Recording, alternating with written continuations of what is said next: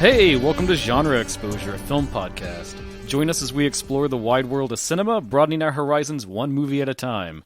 I'm one of your hosts, Dustin, and as usual, I'm here with Michael. Hey, guys. And Jason. Hey, everyone. What's up, guys? How you doing? Doing great. Fantastic. Awesome. Well, this is a very special episode of Genre Exposure. It's releasing out of our usual schedule and our usual weird time displacement thing we're in. What's up with that? So, who are we? Where are we at? We don't have a name for these yet. It might be called a bonus episode. I was thinking of maybe if we do the video store motif and call them like After Hours, or I don't know. Where we review pornography. Oh, wow. Okay. But the point of these is they will release on our off weeks, because we have our format for our main episodes, and they're cool. We like that. We've not got a ton of feedback, but we have had a lot of positive stuff from people. So maybe you hate it. We like it. You hate it. So until we have a problem or we get a sense that listeners have a problem, that's pretty locked in stone. And we are on a delay because we don't want to ever miss an episode. So I think what Dead and Buried just dropped, and we're like 4 or 5 episodes ahead of that in recording. We're back to the future. So part of the problem with that is we can never be like timely if we really want to be. And part of these bonus episodes is so that we can be timely about stuff, and it's to cover anything that's not just doing like, here's my movie pick, let's dig in. Right. So that could be if we get a bunch of questions, if we want to talk about like a broader topic, like a certain filmmaking style, or maybe like what it's like collecting movies, or I don't know, whatever, people want us to talk about. Mm-hmm. Or that Jason and Dustin Twin Peaks argument that's supposed to come at some point. One day, yeah. When convention season starts back up again and we can actually go to them, it would be cool to cover some. We get the opportunity to go to them. Absolutely. Or what we're doing today. So we finally got our first like message from a listener. From beyond. Yes, from out there in the aether. From the beyond. And so from the start, we've had this whole thing of like, hey, request us a movie to watch. We would like to sometimes watch stuff that listeners tell us to. Hell yeah. So we finally got that, but it was from a filmmaker. And they're like, hey, I'm a new filmmaker. Watch my film. We'd love it if you'd cover it. And since it's, it is like a first-time filmmaker, it didn't seem right to just put it in our normal cycle of like whatever movies we watch. It seemed worthwhile to me to kind of pull it out and let this be our first bonus episode that we work on. So just to break this down, it is Austin Allan James, and he's a filmmaker out of California. Came across our show and just wondered if we would review his film. Check it out. It's a micro-budget sci-fi horror film. It was shot in 2019. It was meant to release at a bunch of film festivals, but of course many of those got canceled. Oh shit, wait, this was shot in 2019? Yes. Interesting. Yeah, so put a pin in that for later. Yeah. Didn't know that. So this whole like film festival push, fell apart, and in the end they decided to just release it onto YouTube and just try to grassroots go around, promote it, get as many eyes on it as they can. And so they've been reaching out to people to be like, hey, can you watch my movie? Can you write a review, do something? Happy to do it. So yes, we are happy to accommodate. I'll watch about anything, man. We are not a big podcast. We have a very tiny following. We're very new still. But I think, we have no Hollywood connections. We have no real clout or big fan base. What we do have is a lot of passion and sincerity. And a lot of things to say. and always a lot of things to say. And so I think that is what we can offer. And from the start, this is something I know that I have wanted to do with this podcast, and I think you guys both too, is just to be able to get out there and help promote stuff. Absolutely. And push eyes toward these kind of things. Yeah. I love film. I think that sometimes, well, not sometimes, but I think a lot of times with the way it is to make a movie right now, it's to get anything seen, it's a pain in the ass. Yes. Because you either have to know somebody, be connected to somebody, or be willing to just completely sell yourself. Yeah. To get anything out there. And there's a lot of great filmmakers out there doing a lot of really cool shit for no money. And they may not be to the place that we're used to seeing things, but damn, if you can't see potential in that, support artists. Yeah, if you're not paying attention to the whole indie world, you're missing out on a lot. There's There's so much more stuff beyond standard Hollywood fare. Absolutely. And so for this bonus episode, it's going to mostly be like our usual fare where we're just covering a movie, but we are covering this film. So it is Who's With Me from 2021. And like a normal episode, we will get into spoilers with the plot. This is the most accessible probably anything we've covered has been. You can just go on YouTube. You can search Who's With Me film. You'll find it right away. Michael already loves it because it's free on It was YouTube. free. It is 100% free. It was free 99. So you can easily go watch this before we go any further. I implore you to do so. I think it's worthwhile. It's only an hour and 12 minutes. Won't take that much time. If not, in our show notes, we'll have the links for you there. It'll be very easy to get at. Awesome. So, Who's With Me? Me, I'm here. We're both with you. We're here with you, Dustin. As I said, it's written and directed by Austin Allan James. It is his first feature. It is made on a micro budget. So that is any film with an extremely low budget, typically only a few $1,000s. And this production in specific, it's estimated at being about $1,500 for its budget. Which I'm curious if that was just a month's rent. Like they were like, well, this is some guy's apartment, so Yeah. I wasn't shot in one of their friends' apartments. I think it's what it said. So I guess, yeah, it's like, well, we technically have to include the rent for the apartment. So that's Yes. the cost of the film. As for the synopsis, Marcus, an average young man, awakens to find his apartment under quarantine and completely isolated from the outside world. Ominous messages about toxins and evacuations plaster each screen on his electronic devices, leaving his next-door neighbor as the only person he has contact with. Scared and with few resources, the two try to navigate their way through the indefinite wait, staving off hunger, boredom, and paranoia.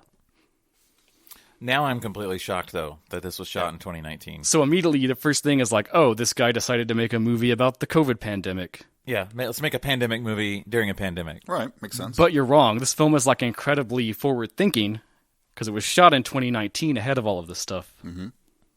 Yeah, that kind of shocked me when you said that, because everything that Marcus does in this film is like what everyone I know did during the initial stages of lockdown. Unless the director knows something we don't. Yeah. Uh-oh. I don't know.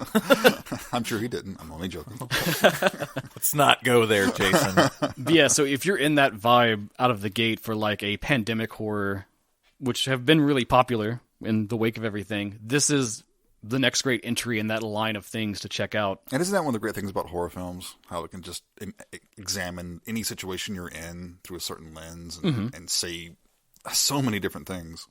Absolutely. Yeah, there was... I mean, that thought's gone. Go ahead. Sorry. Okay, so when our film opens, the very first thing we get is we actually get like a chapter title card. Yes.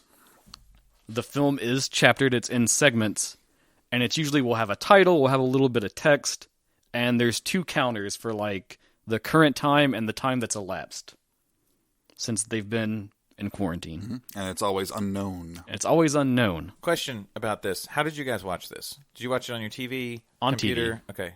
Television, like a civilized person. I did too.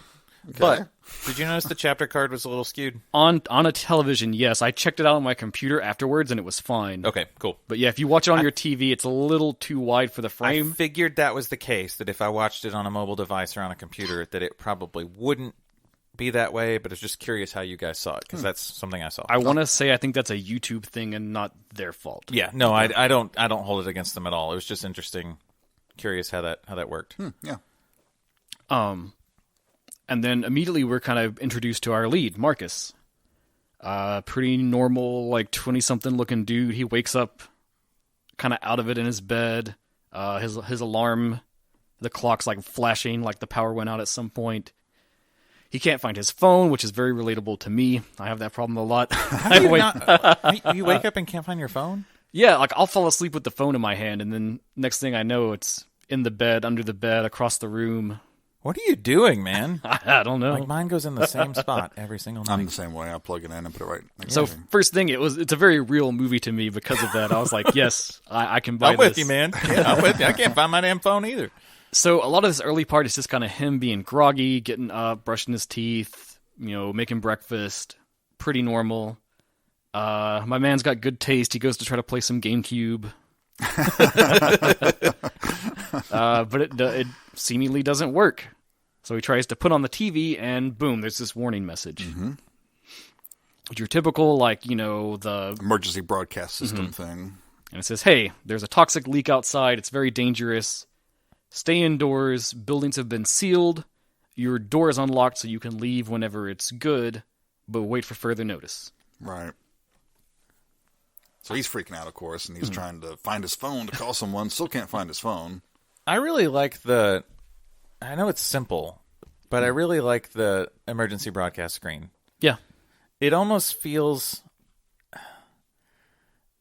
I don't know, it didn't feel quite like real worldy. It almost felt like kind of invaders from space kind of a thing, like somebody that wasn't necessarily human typing that on there. I can see that. Like, I don't know. That's just what I read into it, and I don't know if that's at all the case, but I thought it was a fun idea to kind of plant and play with in my head. Well, I would say a big mystery kind of as you go through the film is wondering, like, what is really going on? Right. And I think that was one of the thoughts I had is like, whoa, could this be like a Twilight Zone-y, kind of like an alien thing? Yeah, very Twilight Zone. I felt this was had a very Twilight Zone vibe, Yes. for sure. It's very much like the one location, limited actors, very more psychological than anything, really. Right. So after he sees this initial message, though, he's going to bang on the wall, right? Because he can't find his phone, so he's going to talk to Carol? Yeah. His On girlfriend's the name? one side, his girlfriend lives next door named Carol, but she's not home. And so he's banging on the wall, yelling for Carol. No answer. Mm-hmm. Which, if I were in that situation, that would already make me uncomfortable, because if it's somebody that I love and care about, okay, why aren't you home? Where are you? Are you okay? Yeah. Have you eaten? Those are my main questions. Have you eaten? Are you okay? Where are you? But he does hear from his other neighbor, Aelith. Yes. Who's yelling beyond the wall. Yep. Which is such a cool name. This is a good name. Yeah. And I really want to say, Aelith is played by Emma Julia Jacobs, and she's a very good actress too. In this film, she is only ever a voice, but you get so much personality out of her, I think. Like, I could really envision her as a person, even though the whole time we only ever hear her speak. Yeah, I pulled her up on IMDb just to put a face to the voice. But yeah, I thought she did a really great job. Yeah. She almost, to me, acted like the,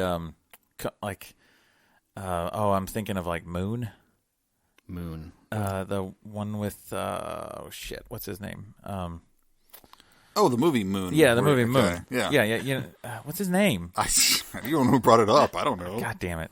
Or let's say like Space Odyssey, 2001 Space Odyssey, like the voice of the computer. Hal. Yeah. It almost kind of seems like that sort of thing. Like Sam Rockwell. Thank you. But I think Spacey was the voice of the computer in that one, right? Yes. Unfortunately, it was Kevin Spacey as opposed to the computer. Yeah, very different thing. Anyway, I digress. But no, that was kind of the way I thought of her. It's almost like the computer voice that's like guiding you through this weird time. And really, that's what, for most of the film, it becomes. It's just the two of them, and they can talk through the walls. There's another character. Don't you leave her out. The turtle. Her name is Lady Turtle. Lady Turtle. She's pretty awesome. Very cool turtle. She has Pet a kicking turtle. terrarium. But yeah, so a lot of it is just them kind of corroborating information, getting to know one another. They really develop a good friendship, which I thought was cool. I think in like a weaker made film, they would try to go in the route of like having a relationship. Yeah. Because one of the things you learn early on is there is some tension between Marcus and Carol.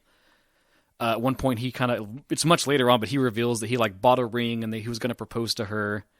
And then they got into a fight and it kind of never happened. And you get this vibe that there's some like strain there. So I think in like a typical Hollywood film, they would push this like, oh, maybe I should be with Aelith kind of thing. Yeah, Aelith is the perfect one for me. But I respected that like it only ever stays as a friendship. And I think that's like a good take to make in a film like this. Yeah, I would agree with that. I think in my mind, I expected it to go for like a romantic thing just because that's what we've been trained by Hollywood films to go that route. But I'm glad that it didn't. She also has a very cute sounding voice, so that would reinforce your preconception that some sort of romantic thing would happen here. Yeah. But does it, and this might be part of the discussion for a little bit later, did it bother anyone that her voice sounds so clear through a wall?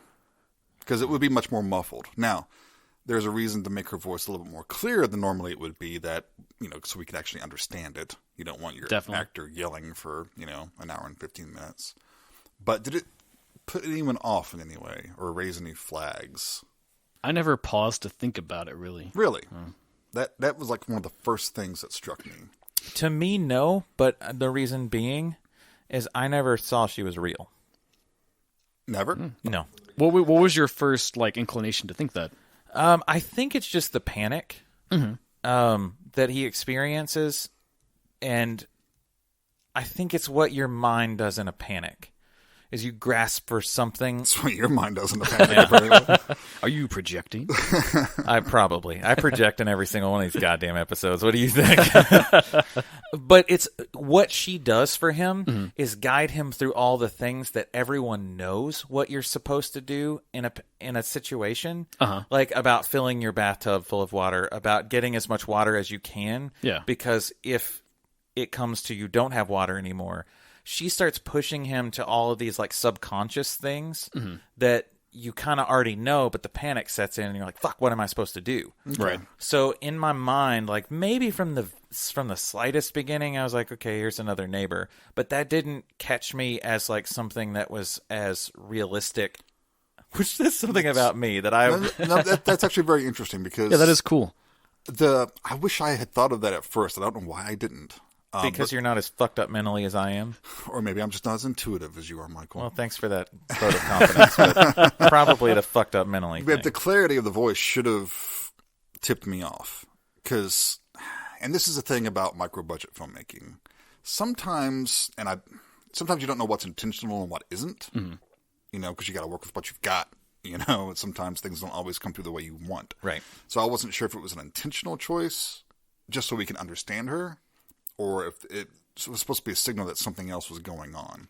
I guess it's really a question of how thin are those walls, right? Right. And if their walls were that thin, oh my God, I feel sorry for his neighbors. But what you're talking about makes sense because she also dug the music he was listening to. Not many girls are into death metal, Yeah, we know that. Nothing wrong with them being, more of them should be. And she liked the smell of his grass, she does drugs too. It's like she's very accommodating to his taste. And did you notice how she guides him through a lot of his thought processes as he's struggling with things? Well, I notice it now, yeah. As he's struggling with things that he's trying to figure out in his head mentally about, like, she almost guides him to the point when he's struggling with Carol. Right. She guides him to see that it's okay. She's probably at work and she's fine. Yeah, that things aren't lost. Like, this isn't a lost cause. Like, why don't you just try again? Why don't you... These are like a subconscious type thing that I think that Aelith is telling him. And it's almost like she is the voice that's working through these things together with him. So that's why I guess I didn't ever see her as real. Okay. Because I don't trust normal human beings to be that helpful. And I guess before we go deeper in the story, the last thing I want to say for them, both Ryan Sherrill that plays Marcus and then Emma Jacobs that's Aelith, I think like it's hard when you're in like an indie film with like the acting. I think they both do a very great job in this film because to have these like small talks and little bits of dialogue, it's very hard to make that work and actually feel right and feel okay. And it's a testament, I guess, to the writer-director, Austin Allan James. You have to have it written well, because if it's awkward at all, no matter how good the actor is, it's going to seem weird. Sure. And then the actors have to be able to actually deliver that and make it feel normal and natural. And I know, Jason, you not so much, but Michael, you've seen all these like mumblegore films. We've talked about that back and forth. The greatness in those is that they are able to make all the dialogue so natural and normal feeling. Even when it's things that you wouldn't normally hear someone say. Yeah, in a movie. Yeah, it feels normal. Now, I do have to say there were a couple lines in Who's With Me that I felt didn't come across as well. They felt more like, okay, I need to drive this story a little bit more, so I need to push this line. Those felt a little more cold to me than the ones where you could really just hear the writer writing. Yeah. You could just really hear the dialogue coming out of his fingers, onto the page. But then there are others where you're like, well, shit, I need to move the story, so I need to find a way to put a line in here, and that's tough. Right. That's really tough to navigate those waters. Right. I mean, there's people in Hollywood that just can't even do that to start with. So. Yeah, and that's the other thing. I mean, these aren't professional actors in this movie, and the premise is asking a lot of these somehow actors. Emperor Palpatine has returned. Oh, God. Oh, no. That is a discussion for another day. That should be a bonus episode. I mean, Ryan Sherrill is the only person really we see in the whole movie. It's his movie. He's Lady Turtle. She carries a good portion of this film. But he does carry the film. He does carry the film. And that is a lot to ask of an experienced, seasoned actor. Sure. Much less an amateur, And I think, he does a good job, and Aelith does a good job. Emma Julia Jacobs, yes. He's she has maybe even a harder task because we don't get to see her. Right. Everything has to come from her voice. Right. Yeah. And there are a few deliveries I think are a bit, maybe hollow or wooden in some ways, but I mean, overall, it's very impressive. And he's pretty likable, too. I mean, like, there are a couple times where I'm like, not somebody I'd hang out with. But a lot of times, though, I did like him. Yeah. You know? His music taste seems to be a bit too eclectic to be realistic, but, I mean, maybe there are people like that out there. Me. I don't know, dude. I don't know. I listen to shit you don't know about. Because you don't have it on vinyl. Well, no, I gave you all my vinyl. But yeah, we do get several little musical interludes during the film. The first one being he's starting to stress out a bit, and Aelith encourages him to do something to relax. Mm-hmm. And that something is he puts on death metal music and practices boxing. Yeah. I feel that. It was a really awesome scene. I liked how it was done. It was shot interesting, too. Like, it was very artsy, the way it was shot. Like, almost he was the one man in the ring, like, doing his... If they had went just a little crazier with it, Jason, what do you think? Tokyo Fist? A little bit? The inklings of it? No, there's definitely maybe a little bit of inspiration there. This is a good point to bring up something else that I was pretty impressed with this movie, because you've got basically what is a play here. It's one setting, one location, but I think the editing is very, very good here. Yes, it's tight. It's busy. It keeps you, but without being too kinetic, it keeps you interested. There's a lot of different setups, a lot of different angles. You don't get tired of being in this place. That's a really smart thing to say about that, too, because that's an unconscious thing that you notice that wouldn't come through as if a one-man play. Mm-hmm. Like if this was a one-man play, you linger on something too long, people get bored. Yeah. And this allows you to linger on something, but switch your angles, switch your views, give you different perspectives on it. But it's also not show-offy either. Right. It's not... Yeah, it doesn't draw attention to itself. Yeah, no, it's good editing. That's what editing does. That's a good point. That was very well edited. So our other great musical interlude is this really crazy rap song that's about like social media and all this stuff. Yeah. And it's further in. A lot of days have passed now, and he's kind of losing it a little bit. So he puts on this like mask. He gets a knife, and he just starts to like trash his apartment. Yeah. Yeah, that poor recliner, man. And I definitely maybe that was the $1,500. Could be. We gotta buy a recliner. Well, if you're gonna tear it up, get it at Goodwill. Man. I used to have a recliner that looked a lot like that. My wife wanted to do the same thing to that recliner. I remember that recliner. It was a good recliner. I know. I still shouldn't have gotten rid of that. Should have been down here in the basement. That was a comfortable But I recliner. think with the pandemic, like we all know this feeling that he's having. Oh, just like you're sick acutely. of being indoors and you're just ready to tear everything down. Yeah. Well, and I think that's kind of what a lot of us did at the beginning of the pandemic, too. Like, most of what I see from him is what we saw from people at the beginning of the pandemic, because it's really what's being asked of you isn't that bad right now. Right. But it's just so different, and you're like, oh, fuck, how do I cope with this? Well, for a few weeks, everyone's pretty cool. And then that month passes, and you're like, now I'm ready to stab a chair and listen to the G-spot. And as time's going on, they are getting updates on the message, but it's always just like, oh, keep waiting. There's plans in order. Right. We'll let you know soon. Yeah. At one point, the water goes off. He's trying to fill up his cups and stuff, and the water's done. It's like, great. And then it comes back on later, and then he's trying to do the same thing. And a part I really liked is there's a power surge at one point, and it blows out all his light bulbs. And so all he has left are these like neon lights from a Halloween party. Mm-hmm. And so for the rest of the film, you have all these interesting colors going on, where it'll be bathed in green, bathed in purple. Very Giallo-like. Yeah. It reminded me of the old party house that we used to be at all the time. And Me too. It so much felt like that party house that we'd have neon bulbs and like. And if anyone thinks it's unusual that he had all these Halloween lights, no, they've never been to college. It's not unusual at all. That was another very clever thing I liked.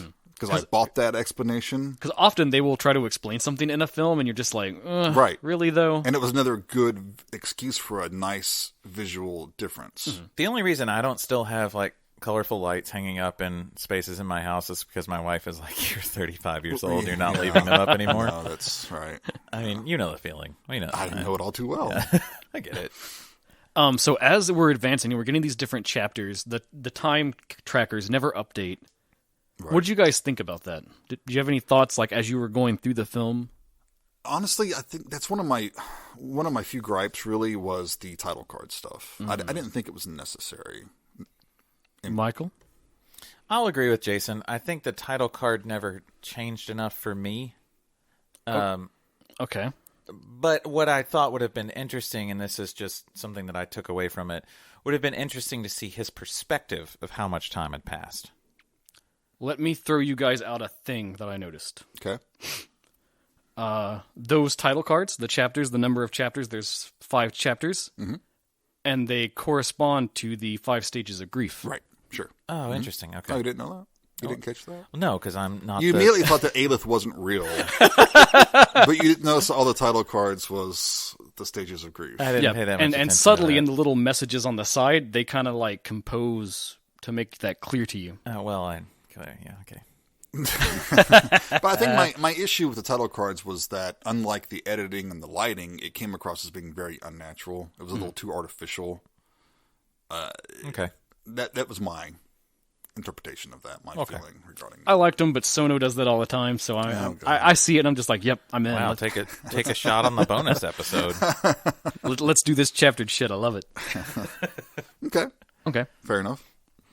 And so that brings me to the point to think, during what chapter does he try to break out of the apartment? So that's the final stage. Well, no, there's like the one where he's got his hammer and he's trying to hammer through this protective layer over the window. Mm-hmm. I wonder what. Right, so the stages are denial, anger, bargaining, depression, and acceptance. Mm-hmm. So I think when he tries to break out, that's anger. That's more through the middle part of the film, right? So that's probably anger or bargaining. Sure. I don't remember quite. Okay. Well, that threw us off just a tiny bit, but still, it makes me think now, like, watching it, I wish I would have realized that. I do believe that, like, chapter to chapter, he kind of embodies each step along the way. Yeah. Right, to some degree. Okay, so I see your mind is, like, working now. yeah, like, new information. Now I'm thinking through the things that I saw and wonder, and I wish I would have put those more into correspondence with the stages of grief, and then also with the stinger at the end of the film that puts it in a different perspective. Okay, so let's... So getting further in, like, they kind of start to go crazy a little bit. They're losing their cool on things. Hungry, running out of food. Getting low on supplies. They've had a few more, tender moments where they've talked about their background and their past. There's a part where Marcus really kind of goes through a lot of regrets of, like, stuff he wished he would have done. He starts to worry, like, if he'll ever get to, like, do certain things or not. Mm-hmm. He got the ring for his girlfriend, never gave it to her, still sitting in a box. And another thing about this whole setup that kind of struck me on a personal level is, like, here around where we live, we have the Army Depot, and they have, like, the nerve gas and stuff, right? Oh, yeah. Sure, yeah. So, like, this whole idea that there's, like, a toxic leak and you have to stay indoors, it made me think of that, because, like, growing up all this time, we've always been told, like, any day this could happen, and there's these evacuation procedures or the shelter in place orders. Yep. So it actually kind of, like, hit me very personally, this entire situation that he's going through. Mm-hmm. For sure. Because we used to get, they haven't done this in a long, long time, but when they were doing awareness campaigns for that, they used to send out, like, packages to everybody's house where you would Those get preparedness kits. Yeah. We've still got one. It's sitting upstairs. Does it? Okay. Well, they used to send, like, the shittiest scissors and, like... Yeah, it's like a bunch of plastic you're supposed to put on your window. Mm-hmm. Most everybody here, though, just got took the plastic into giant slip and slides. Well, that was, like, all anybody ever did with the plastic. A mutual friend of ours, he had mentioned, because we were talking about that one day, and he said, yeah, that plastic is just to wrap bodies up in. Cool. That always stuck with me. Cool. Yeah. Okay. So that's not going to do shit. That's just to wrap up bodies with. Great. I'm like, yeah, all right. Fuck. And so I guess as we're moving further in the film, there are some gaps in logic we should talk about that they actually bring up. Like, Aelith questions him if he remembers the last thing he was doing. Because he says, no, I just remember I woke up in my apartment. Right. And she says, I can remember that I was driving home, and then I don't remember the rest. Right. And so you start to wonder, again, it's like, is it like an alien scenario? Is it some weird like government thing going on? I had a 10 Cloverfield Lane vibe going with that kind of thing a lot too. Okay. And to me, that was another strength of this film is they really keep you wondering till kind of the final moments what's really going on. Well, we'll get to that. So now you've got me thinking, and I was over here on my phone trying to look up the meaning of the name Aelith. Like, does Aelith mean something that I missed? I think it's like Proud Warrior or something, isn't it? I don't know. I couldn't find it. Well, I looked it up, and it's like an old Gaelic name, I think. And it's like Proud Warrior. Okay, never mind. is what it Okay. I just figured, like, my luck, it would be something like, She Who Guides. Like, no, I thought it sounded like a cool name for a D&D character. Yeah, so that's true. it's like, Yeah.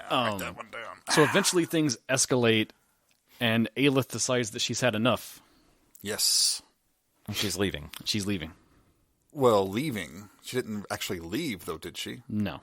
No. The implication is that she commits suicide. Right. I figure she hanged herself. Yeah. Well, and so then we see Marcus. Yeah, he really spirals at this point. Yeah, Marcus tries to punch through the walls. Like, Right. I need to get to you to stop you. Like, you can't do this. But once... Which I watched this with Tiffany, and the whole time is like, she keeps going, oh, they should just knock down the walls and hang out together. Nice. Well, I saw his toolkit, and he didn't really have a lot that was going to do much for that. So. But earlier, when he gets out the ring that he was going to give Carol, and in his little like storage box, there's a gun. Right. And so... well, the opening scene starts with the shot on the gun, right? Well, the opening scene starts with the shot of the gun and also the same sound effect you hear at the end. Yeah, okay. But, so once she's gone, he kind of loads the gun. You start to be like, oh no, is he going to commit suicide? Right. And you really see him kind of struggle with that in the final act of the film. Right. He messes up his apartment, though, throughout the thing. Like, just starts tearing up everything. If you're a vinyl lover, take heart. Yeah. Don't worry, I don't think they were real. Yeah, I'm sure it wasn't. Better not about No self-respecting vinyl collector would be like, wait, you're not, you can't do that. He does. I was a little upset the way he was just handling his records. I was like, oh, God, stop. You're touching him too much. Stop it. The part where he blowtorches the one was pretty cool, too. Yeah. I'm sure that was it's like a cool visual. Yeah. That was a very interesting blowtorch to have, though, with his toolkit, because that blowtorch is like a $50 blowtorch, just so you know. But then I got to thinking, no, that's probably something that maybe someone who's really into marijuana might have. And I'm not, so I don't know. Maybe that's more of something for that. I don't know. But I think it's for his salvia. But the crafts person in me was like, that's a really nice blowtorch. I need to have that. Or maybe that was from craft services, because you do see those used a lot on creme brulee. You think they had craft services? You think that's where the $1,500 went to? I don't know.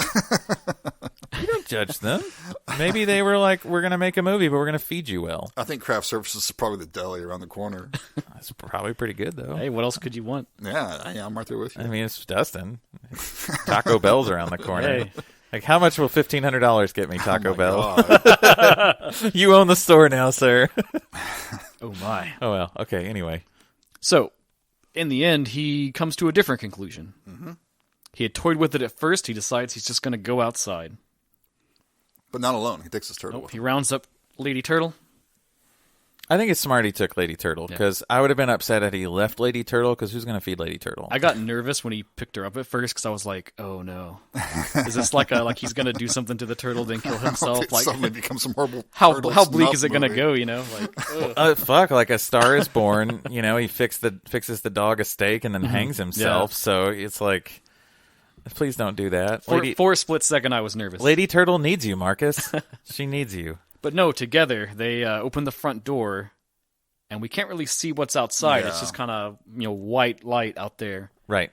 And it pans around, and it's daytime. Yep, he and passes through. The apartment is intact. Looks normal. The windows are not shuttered in any way. Perfect condition. Mm-hmm. And we cut to our credits. Yes.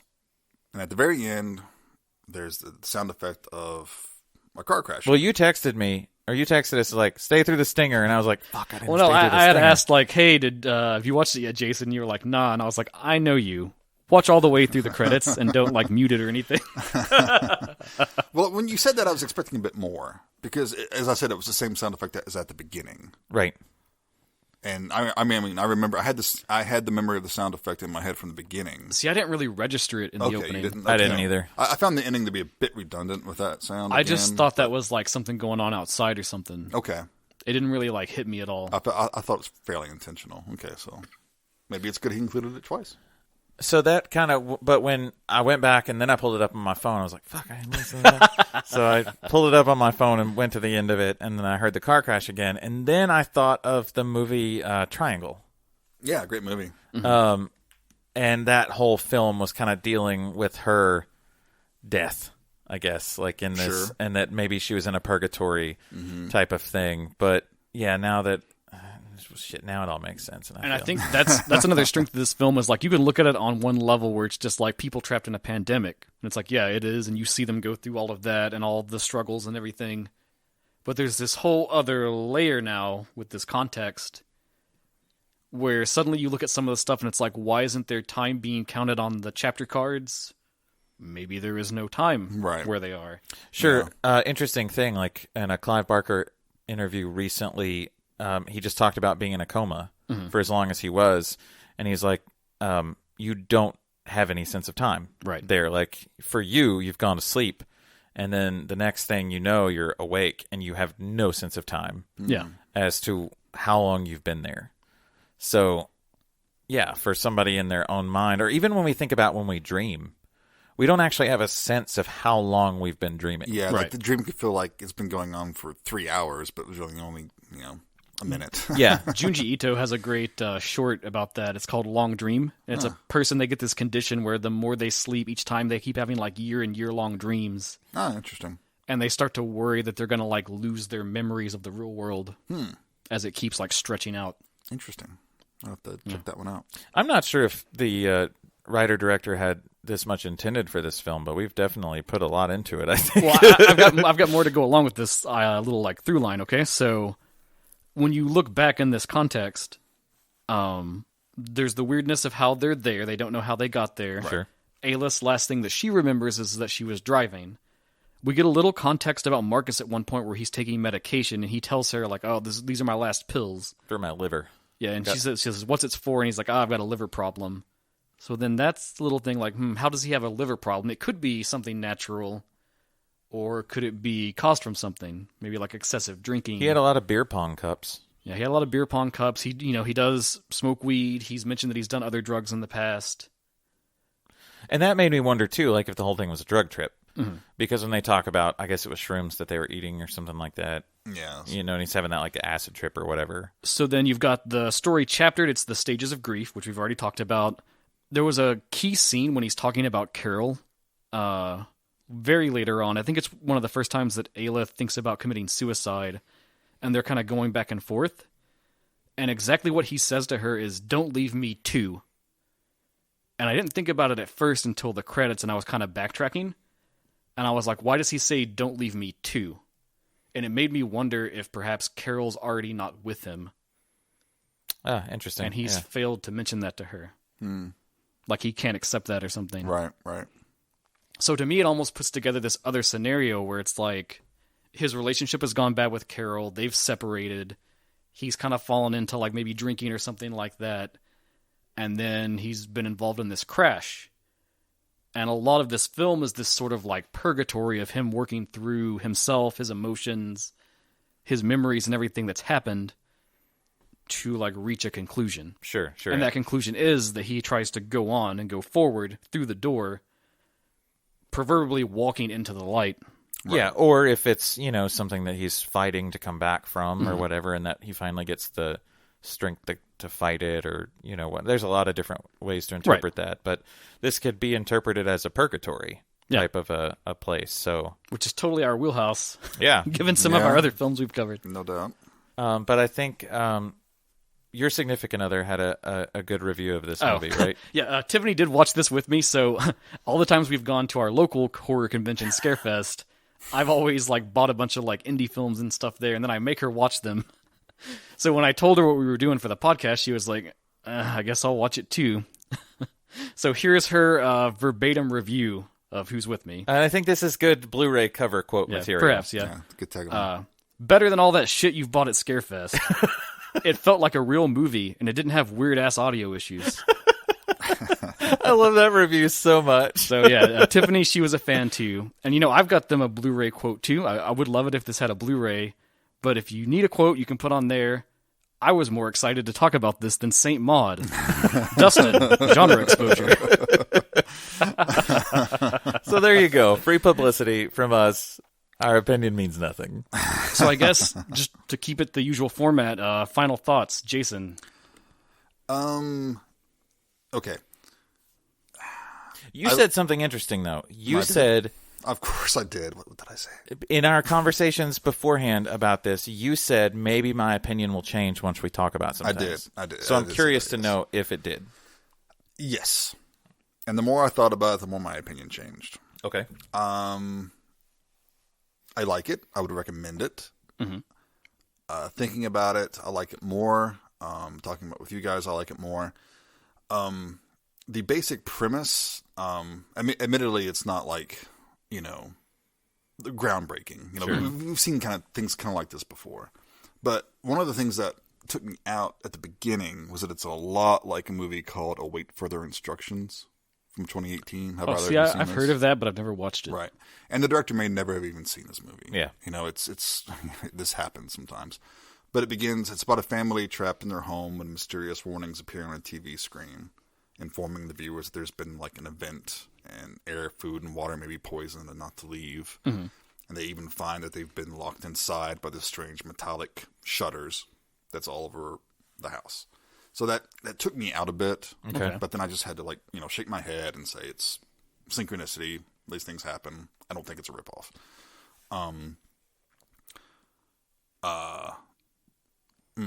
Also, I want to say before you go forward, yes. I appreciate that you're being honest, because I think we don't have a lot to offer because we're not a big podcast, but the one thing we can give is truly and wholeheartedly our sincerity, absolutely, our thoughts and our feelings. I'm not going to, I have nothing to gain. Yeah. I would never be malicious to anyone, Mm-hmm. but I will give you my honest opinion. All right, please continue, sir. Okay, all right. It's funny that Tiffany mentioned the audio issues, because I was feeling that at the beginning too, because of Ayla's voice being so high. But the more I thought about it, or being so front in the mix, sure, able to be heard, the more I thought about it, the more I okay, that makes sense, because it's really in his head. Yeah. Mm-hmm. And maybe I should have picked up on that sooner. I don't know. You seem to pick on that pretty quickly, Michael. But then I missed the whole stages of grief. Yeah. So, Right. So that makes more sense. That makes me feel a little bit better. I think that was intentional and pretty smart.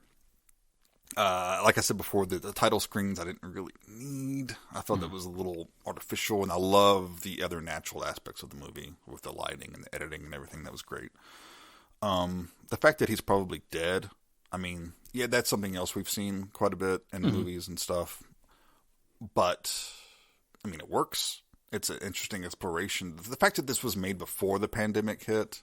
Yeah. Because it's obvious it's not about the pandemic, but it can be about the pandemic. Yeah, that's pretty goddamn impressive, actually. Right. Because plenty of people, now that it's happened, they've picked up a camera and gone and done something. Oh, yeah, right. Just out of sheer boredom. Mm. Yeah. And, full moon on overdrive. Right. But, having said that, those few caveats, for a micro budget, first feature, I think it's pretty impressive. It looks great.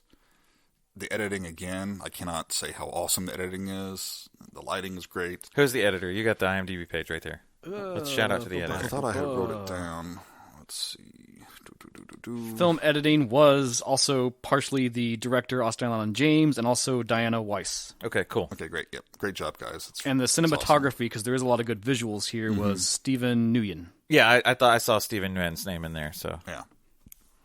It's a pretty impressive first feature, especially on a micro budget. It's smart. It utilizes just one apartment. You keep your costs down, and again, it's more interesting than a lot of the big budget Hollywood movies I've been watching. It's just, they're so boring. I'm so over it. And that's a great thing about indie cinema. It's the playing field is so much more leveled now. Mm-hmm. Good cameras are more affordable. Yeah.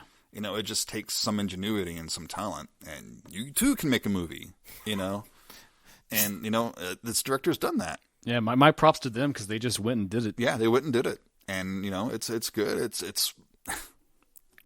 It's free on YouTube, and it's well worth watching. So this film is on Letterboxd. It can have a star rating, so I'm going to put you under the gun. Yes. give it that star rating? I give it 3 stars. Okay, that's pretty good the for same Jason. as Give it Saint 3 Maud. stars. Same as Saint Maud. That's pretty good for Jason. Which that's a preview of the future because this will undoubtedly come out before our Saint Maud episode. Yeah, we got a while for Saint Maud. Well, I really, really loved this film way more than I thought I would. I think the extra context about it being more than just the pandemic really gives it a lot of layers, and I love films that are this layered and complex. Yeah, it could stand in for any number of things. And then you can really dig in so far. I thought it had great natural acting. The music's really fun. A lot of it was composed by Pierce and Riley Legan. Yeah, the music was good. Very enjoyable. The insert songs, they were all very fun. Yeah. I loved it start to finish, and it clearly is a micro budget film, but I think that never like hampers the fun of it at all. And truly, absolutely, I want to see the next thing these people do, whatever it is. And Austin, please reach out to us again when you've got your next feature. We'll be right there to cover it again. Oh, yeah, definitely. Yeah. Definitely want to check it out. Love this film. Thought it had a lot of depth. Everybody ought to go see this. And before I give my star rating, kind of the question I want to ask you two real quick is, so earlier in the pandemic, there was this film that got very popular called Host. It was a Zoom-based found footage pandemic horror film. Yeah. And it was on Shudder, and it made a big splash. So what separates this movie from that movie? Like, why couldn't this be on Shudder? Is it just that there's no connections? Because I think this would play killer on Shudder if it could get on there. At the end of the day, Like, what is it? Is it just I wouldn't who you call know? I wouldn't call it a horror film. You don't think so? I don't think this is a horror film. It's definitely genre, but I'm not sure I'd call it horror. I don't think it's meant to scare. Shudder goes a little wider. It does. I mean, I'm not saying it couldn't play on Shudder. It easily could. But typically Shudder does pick up more, blatant horror type stuff. And I don't. I guess that's just my thing, is I really love this, and I feel like this needs to be somewhere more than just YouTube. People should be like, funneled to this. Where's like the bloody disgusting article? Where's that kind of stuff? Sure, Like, sure. please get out there and see this. Yeah. That said, agree with and that. this may be like a stunningly odd rating, but I am considering the fact that this is like an indie film. It was made on a micro budget, but I actually gave this 5 stars because I fucking Cool. loved it, man. Cool. I thought it was great. Great work to all involved. You guys are awesome. Wow. Well, I'm not far off from you on that. I was honestly not looking forward to this. Oh, really? Because I've seen so much bad indie shit. Mm-hmm. And I was really worried, like, okay, well, it's free on YouTube. It's 1 star right there at least. That's Yeah, right. it did get at least 1 star for being free. But I was worried because where my time is more limited now due to having a kid, like I try to choose what I watch a lot more carefully. Granted, I still end up watching a lot of shit. But I was just nervous about it because I didn't, like, if it wasn't good, I don't want to rip somebody down. Right. Like I want to try to be respectful and helpful. But I dug it. I really liked it. Like, I found myself not looking at my phone as much as I did during Mortal Kombat. So, God, let's not talk about that. but I did end up, and honestly, the only time I looked at my phone during it was to look at IMDb. Just see, like, okay, who's that guy? What have they done? But And I should say, my hat's off to them, too, with how they're trying to market this, because it's so hard to put yourself out there and open yourself up to, like, review and criticism. yeah, So, thank them so much for, like, contacting us. Absolutely. And good on them for, like, really just going for it and putting it out there. so I'm sitting at 4.5. Wow. Wow. Because I really did enjoy it, and I'm also really a big sucker for movies about, like, death and grief, and, like, those speak to me pretty heavily. That's like half of our selection so far, isn't it? It is. But those are things I struggle with a lot personally, so it doesn't make me feel so alone in those struggles when I see other people putting that into their art Right. of their own, takes on these things. So, yeah, there are things that didn't work for me, but most of it did. Yeah. And the only thing that didn't work for me were just some of the times where you needed to advance the plot and it didn't feel as natural. So I get that. That's a hard thing to do. And I think what'll fix that is just more experience. Just write more, direct more, shoot more. Like, my comment to you is, I want to see what these guys can do with money. Oh, hell yeah. Like, hell yeah. if they actually had a little bit of money to work with. I don't know. We say that, but then we get directors that get a lot of money and they just do shit. Because I don't want them to get a lot of. sold out to the corporation. I don't want them to get a lot of money yet. Like, let's hold up. I want them like, to be able to eat and afford some nice things. Exactly, right? yeah. But don't get too successful, because then you just give up all of your talent. But it'd be cool to see them stretch into some slightly different genres. Like, Yeah. there's like 5 genres listed as to what this movie is, just to pick up on the YouTube algorithms. But like, it'd be cool to see you really do a sci-fi film, like, or see you really delve into a horror film, or whatever your next choice would be. But like, I mean, that's another testament to Austin Allan James's, what's the word I'm looking foresight, Vision? Foresight, vision, acumen. chutzpah, Because it's a relatively short running time, does not overstay its welcome. right? He's not trying to do something beyond his grasp. I think he was intimately aware of what he had the means to make, and he designed something that was meant for those parameters. Yeah, exactly. And how many of those crappy horror films that your girlfriend talked about were horror movies where they just try to have all these spectacular gore effects, but they don't have the money. They don't have the budget. They don't have the money. They don't don't have the realize talent. they're reaching beyond their grasp. Right. And he's smart enough not to do this, the director of this movie. And that's very commendable. Oh, yeah. So yeah, I'm sitting at a solid 4.5. Nice. I'd actually like to watch it again after our conversation, just to see what else I get from it. Yeah. I know I'll go back, especially just to show friends and stuff. Oh, for sure. So yeah, I think that, and that's kind of the point of this, that why we do this whole thing is to sit around and talk about movies and see what maybe we didn't pick on that somebody else did, and then we go back and watch it with a different set of lenses on, and then see how does it make me feel now. So, yeah. Awesome. Yeah. So thank you to Austin Allan James for reaching out to us. Yeah, super cool. You surprised the hell out of me, and I'm glad that you did. Very much so. And please let us know when you've got something else. We'd love to review it as well.